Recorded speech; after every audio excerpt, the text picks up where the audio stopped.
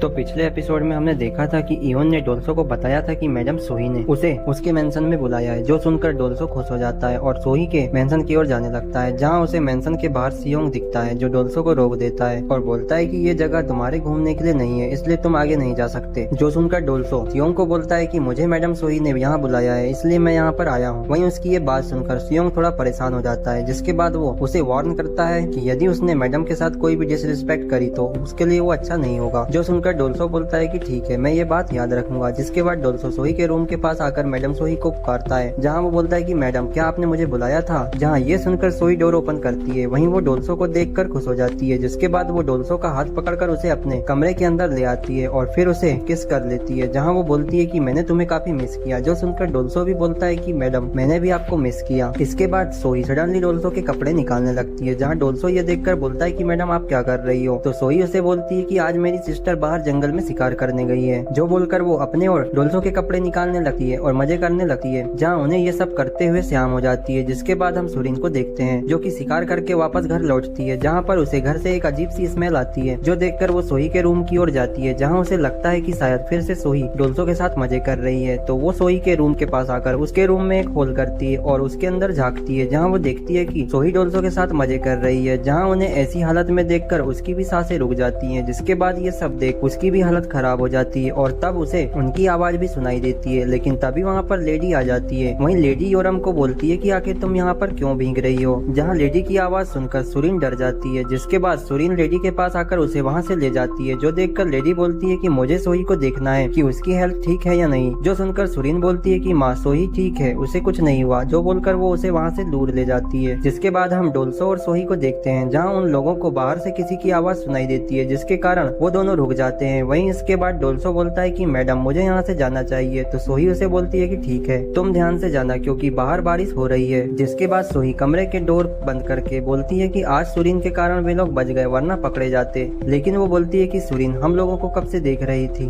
वहीं इसके बाद दूसरी तरफ हम जंगल में सुरीन को देखते हैं, जो कि अपनी तलवार लेकर प्रैक्टिस कर रही होती है, जहाँ वो सोही के बारे में सोचकर परेशान हो जाती है। और तभी वहाँ पर सियोंग आ जाता है, जो सुरीन को देखकर बोलता है कि क्या तुम फ्रस्ट्रेट हो। तो सुरीन बोलती है कि हाँ, मैं अपसेट हूँ क्योंकि कोई भी मुझे एक लड़की जैसा ट्रीट नहीं करता। जिसके बाद वो सोचती है कि उसे जो डोल्सो ने बताया था, क्या उसे सियोंग पर ट्राई करना चाहिए, जहाँ पर वो उसे सियोंग पर ट्राई करने का सोचती है। जिसके बाद वो एक स्टोन के ऊपर आकर बैठ जाती है, जहाँ पर वो सियोंग को अपने पास आकर बैठने का बोलती है। जो बात सुनकर सियोंग उसके पास आकर बैठ जाता है। जिसके बाद सुरीन उसे छूने के लिए अपना हाथ आगे बढ़ाती है, लेकिन सियोंग उसके हाथ को रोक देता है। जो देखकर वो उसे टच करने की कोशिश करती है, लेकिन वो ऐसा नहीं कर पाती। जो देखकर सियोंग सुरीन से बोलता है कि मैडम आपकी स्पीड तो काफी बढ़ गई है। वहीं सुरीन तो डोल्सो के इस आइडिया के कारण उस पर गुस्सा करती है। जिसके बाद सुरीन सियोंग से बोलती है कि आखिर तुम्हें किस तरह की लड़की पसंद है। जहाँ उसकी ये बात सुनकर सियोंग को अपनी माँ की याद आ जाती है। जहाँ पर हम पास्ट का सीन देखते हैं, जहाँ हमें पास्ट में उसकी माँ और वो दिखाया जाता है, जहाँ पर वो उसकी माँ के साथ कहीं जा रहा होता है। वहीं उसकी माँ खुद भूखा रहकर अपने सभी बच्चों को खाना खिलाती थी। जो देखकर सियोंग को उनकी बहुत ही फिक्र होती है। जिसके बाद हम प्रेजेंट में सियोंग को देखते हैं, जो सुरीन से बोलता है कि मुझे ऐसी लड़कियां पसंद है जो दूसरी लड़कियों से ज्यादा पावरफुल हो और ज्यादा जोशीली हो। और बोलता है कि सुरीन तुम वैसी ही लड़की हो। ये बोलकर वो उसके सिर पर हाथ रखता है और वहाँ से चले जाता है। वहीं सुरीन ये सुनकर सोच में पड़ जाती है। जिसके बाद हम योरम देव और बेगजोंग को देखते हैं, जहाँ पर बेगजोंग बोलता है कि यदि हम लोग इस मेन रोड के रास्ते से इचियोंग जाएंगे तो वे पकड़े जा सकते हैं। इसलिए बेगजोंग देव से बोलता है कि हमें इचियोंग जाने के लिए जंगल का रास्ता यूज करना चाहिए, इससे हम लोग जल्दी वहाँ पर पहुँचेंगे। जो बात सुनकर देव उसे बोलता है कि क्या तुम्हें नहीं लगता कि जंगल के रास्ते से जाना खतरनाक हो सकता है, क्योंकि जंगल में हमें यदि कोई टाइगर मिल गया तो हमारी जान खतरे में आ जाएगी। जो सुनकर बेगजोंग बोलता है कि अरे तुम डर क्यों रहे हो, मैं तुम्हारे साथ हूँ। अगर ऐसा हुआ तो मैं उस टाइगर को मारकर खा जाऊंगा। जो सुनकर देव बोलता है कि ठीक है, हम लोग तुम्हारे भरोसे उस रास्ते से जा रहे हैं। जो सुनकर बेगजोंग खुश हो जाता है। वहीं योरम को ऐसा करना ठीक नहीं लगता। जिसके बाद वे लोग जंगल से होते हुए पहाड़ों के बीच से जाने लगते हैं, जहाँ वे लोग एक नदी के पास आकर रुक जाते हैं। वहीं उनके सामने उस नदी को पार करने के लिए बहुत ही छोटा सा रास्ता बना होता है। जो देखकर बेगजोंग उन सभी लोगों को बोलता है कि इस रास्ते को सावधानी से पार करना। जिसके बाद देव बड़े ही मुश्किल से उसको पार कर लेता है। वहीं योरम भी उस नदी को पार करने आगे बढ़ती है, जहाँ पर बेगजोंग उसके तरफ अपना हाथ आगे बढ़ाकर उसकी मदद करता है। लेकिन योरम उसे बोलती है कि मैं अपना ध्यान खुद रख सकती हूँ, तुम खुद को देखो। लेकिन उसी टाइम योरम का पैर स्लिप हो जाता है और योरम गिरने लगती है। जो देखकर बेगजोंग उसे पकड़ लेता है, लेकिन उसको बचाने के चक्कर में वे दोनों ही नदी में गिर जाते हैं, जिसके कारण वे लोग पानी में गीले हो जाते हैं। जिसके बाद बेगजोंग अपने कपड़े चेंज करता है। वहीं योरम के पास दूसरे कपड़े नहीं होते, जो देखकर बेगजोंग उसे पहनने के लिए दूसरे कपड़े देता है और बोलता है कि जल्दी से इसे पहन लो वरना तुम्हें ठंड लग जाएगी। जिसके बाद योरम उस कपड़े को ले लेती है। वहीं बेगजोंग योरम को बोलता है कि तुम अपने कपड़े चेंज कर सकती हो, हम लोग तुम्हें नहीं देखेंगे। जो बोलकर वो दोनों लोग दूसरी तरफ देखने लगते हैं। वहीं इसके बाद योरम अपने कपड़े निकाल कर चेंज करती है, जहाँ वो बेगजोंग के दिए हुए कपड़े को देखती है जो कि एक लेपर्ड की स्किन से बना होता है। जो देखकर वो बोलती है कि ये तो एक तेंदुए की खाल है जो कि बहुत ही सॉफ्ट है। जिसके बाद वो उसे पहन लेती है। वहीं बेगजोंग योरम को झाड़ियों के पीछे छिपकर देख रहा होता है, जहाँ उसे ऐसा करता देख योरम उसके पास आकर उसके कान खींचता है और बोलता है कि तुम ऐसा नहीं कर सकते। जो बोलकर वो उसे वहाँ से ले जाता है। जिसके बाद योरम कपड़े चेंज करके बाहर आती है। जो देखकर बेगजोंग उसे बोलता है कि तुम इन कपड़ों में एकदम डाकुओं जैसी लग रही हो। जो बोलकर वो उसके मजे लेने लगता है, जहाँ उसकी ये बात सुनकर योरम को उस पर बहुत ही गुस्सा आता है। वहीं इसके बाद हम रात का सीन देखते हैं, जहाँ पर योरम और बेगजोंग वे लोग रात में जंगल में आग जलाकर बैठे होते हैं। वहीं देव को नींद आ जाती है। तभी योरम बेगजोंग से बोलती है कि क्या तुम्हें नींद आ रही है? तो बेगजोंग बोलता है कि नहीं, मुझे कुछ अजीब सा फील हो रहा है। जिसके बाद नेक्स्ट सीन में हम यूंग को देखते हैं, जो कि मेंशन में होता है, जहाँ उसके पास यून खाना लेकर आती है और फिर यूंग उसके लाए हुए शकरकंद को बड़े ही आराम से खाता है, जहाँ पर उसे यून के बूब्स दिखाई देते हैं। जो देखकर वो खुद पर कंट्रोल नहीं कर पाता और उसके कपड़ों को निकालने लगता है। जो देखकर योन उसे बोलती है कि क्या तुम पागल हो गए हो, तुम दिन में ये सब नहीं कर सकते। जो बोलकर वो वहाँ से चले जाती है। वहीं ये देखकर यूंग को उस पर बहुत ही गुस्सा आता है। वहीं दूसरी तरफ हम डोल्सो को देखते हैं, जो मील में सोया होता है, जहाँ वो अपने ड्रीम में खुद को जनरल के रूप में देखता है, जहाँ वो अपने घोड़े में बैठकर घर वापस लौटता है, जहाँ उसे देखकर सोही बोलती है कि हस्बैंड आप वापस आ गए। और तभी वहाँ पर योरम भी आ जाती है और बोलती है कि माय जनरल आप आ गए। ये बोलकर वे दोनों ही खुश हो जाते हैं, जहाँ वे दोनों लोग डोल्सो के पास आ जाते हैं, जहाँ पर सोही बोलती है कि हस्बैंड आज आप मेरे साथ सोने चलो। वहीं योरम भी डोल्सो को अपने साथ लेकर जाने लगती है। जो देखकर डोल्सो बोलता है कि तुम लोग लड़ाई मत करो। ये बोलकर वो उन दोनों को उठा लेता है और बोलता है कि क्यों ना मैं तुम दोनों को एक साथ सेटिस्फाई कर दूं। ये सुनकर वे दोनों बोलते हैं कि क्या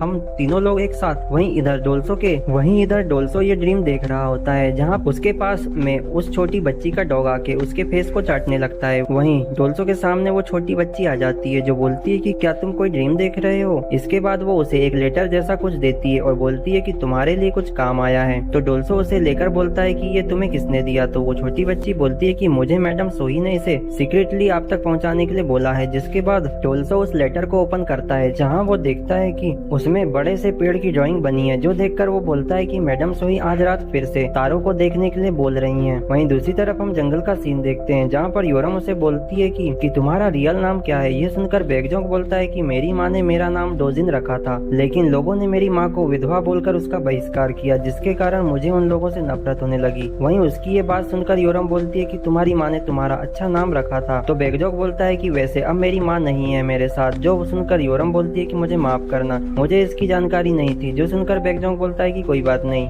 जिसके बाद बेगजोंग उठता है और योरम से बोलता है कि क्या तुम मेरे साथ जोशिया ना होगी, तुम कब तक एक सर्वेंट बनकर काम करते रहोगी, क्यों ना तुम मेरे साथ भाग चलो। ये सुनकर योरम हैरान रह जाती है। जिसके बाद वो उसे बोलती है कि मैं ऐसा नहीं कर सकती, क्योंकि मेरा इंतजार डोल्सो कर रहा है। वहीं बेगजोंग ये सुनकर बोलता है कि ये कौन है, जहाँ योरम उसे बताती है कि डोल्सो और मैं बचपन से ही एक साथ रहते आ रहे हैं। जो सुनकर बेगजोंग वापस से अपनी जगह पर आ जाता है, जहाँ वो बोलता है कि मुझे नहीं पता कि डोल्सो किस तरह का आदमी है, लेकिन वो बहुत ही लकी है क्योंकि उसे योरम पसंद करती है। जहाँ वो बोलता है कि मैं उससे एक बार जरूर मिलना चाहूंगा। वहीं इसके बाद हम डोल्सो को देखते हैं, जो अपने फेस पर स्माइल बनाए हुए मैडम सोही के कमरे के पास आ जाता है और दरवाजे को नॉक करता है। और तभी दरवाजा ओपन होता है और सोही बाहर आके डोल्सो के गले लग जाती है, जहाँ वो बोलती है कि मैं तुम्हारा ही वेट कर रही थी। तभी वहाँ पर उसे सियोंग की आवाज सुनाई देती है, जो कुछ गार्ड से बात कर रहा होता है। और ये देखकर सोही डोल्सो को बोलती है कि तुम कुछ टाइम के लिए मेरे कमरे में चले जाओ। जिसके बाद वहाँ पर सियोंग अपने कुछ लोगों के साथ सोही के कमरे के पास आ जाता है, जहाँ सोही सियोंग से बोलती है कि तुम इतनी रात में क्यों घूम रहे हो। जो सुनकर सियोंग बोलता है कि माय लेडी मुझे माफ करना, लेकिन मुझे कुछ सर्वेंट ने बताया कि रात में कोई आदमी मेंशन के आसपास घूमता है, इसलिए आज से मैं रात में निगरानी करूंगा। जिसके बाद वो अपने लोगों को बोलता है कि जाओ और जाके निगरानी करो।